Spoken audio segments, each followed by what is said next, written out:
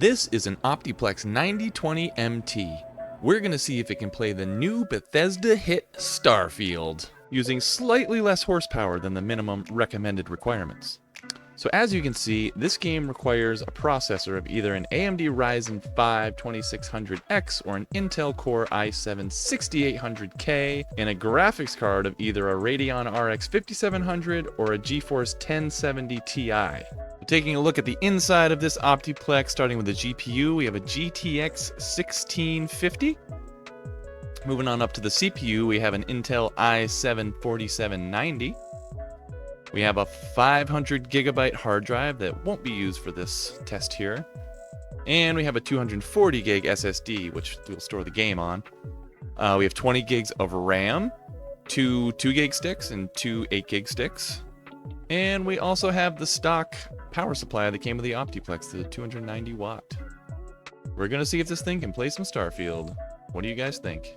So just jumping back to comparisons here for a second. So the minimum required CPU is an i7-6800K. We're using an i7-4790. You can see the differences here. Not a huge difference between the two. We're looking at a 13% boost with the 6800K over the 4790. Nothing to be concerned about. They're 2 years apart, 6th gen versus 4th gen. So this part isn't too concerning.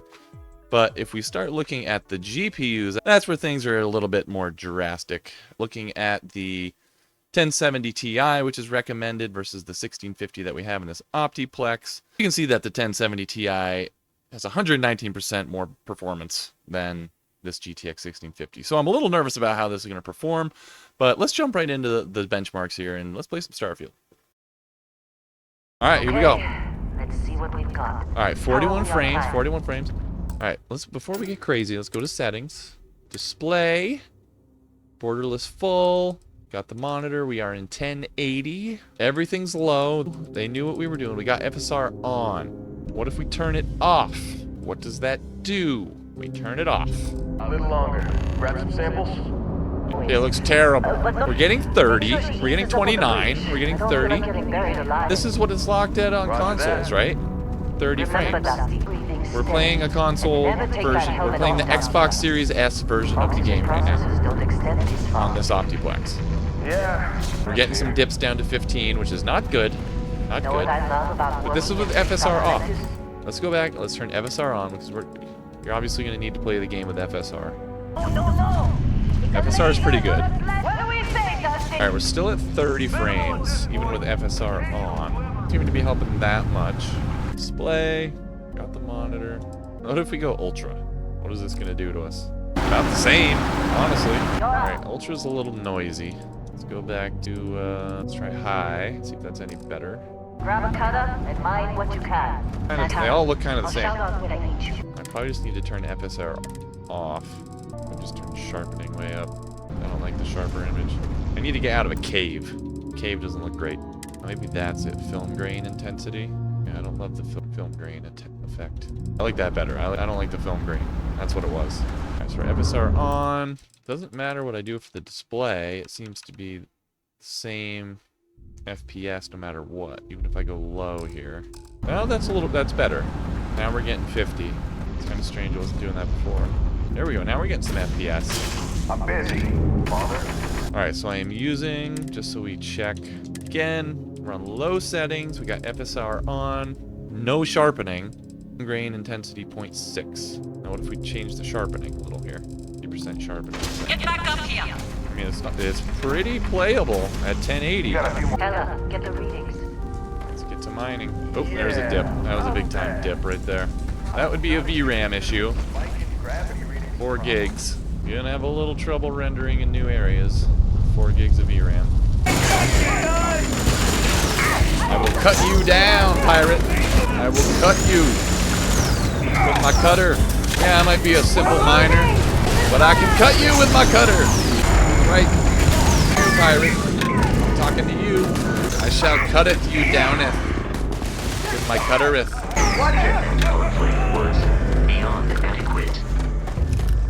Like that. To disable their shields, laser-based weaponry is particularly effective.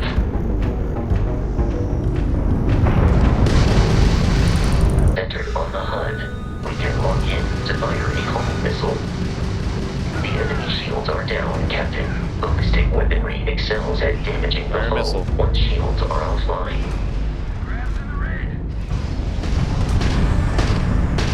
Cannon. Got him. We got him. We got him. We Complete your got first him. starship assault, Captain. Oh. We should search the wreckage for spare parts and other salvage. We got him. Before we can. Old Man McGee, level 1. He's level 1, y'all, but he's Old Man McGee. He's coming for you, yo. He's coming for you.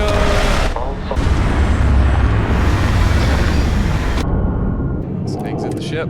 Alien creatures are often unpredictable. Well, I don't like that. Oh, we got one. We got one. Combat protocol. Come here, Crete Stalker. We're in the ground. Oh, we got you. Don't worry, we got you. Getting some real good FPS in here. Pirates! Pirates! Shoot them. Another one? Shoot. Oh, get out of here. We got some pirates. Come on. And now hit him in the head. Am I out of ammo? What's going on here? There's definitely a guy up here. There he is. There we go. Ah, level 2. Let's go. Oh, still getting shot at though. Crouch.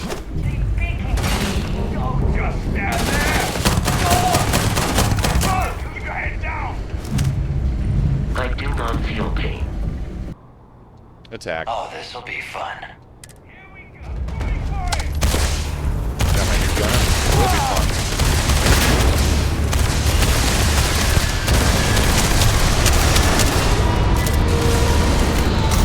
Run.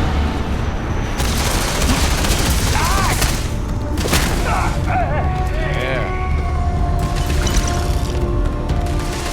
The other guys go. Center of mass.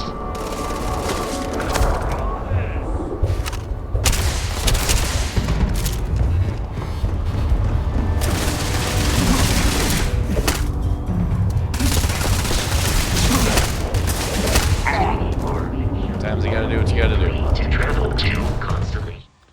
Alright, so there you have it. Starfield gameplay on an Optiplex 9020 MT with a GTX 1650 i7 4790. What do you guys think? It was pretty playable. I played about an hour and a half, the beginning of the game, and really nothing went that wrong. A couple dips here and there, and that was it. Would you guys play this game on this build? Let me know in the comments below. Remember to like and subscribe. See you in the next one. Peace.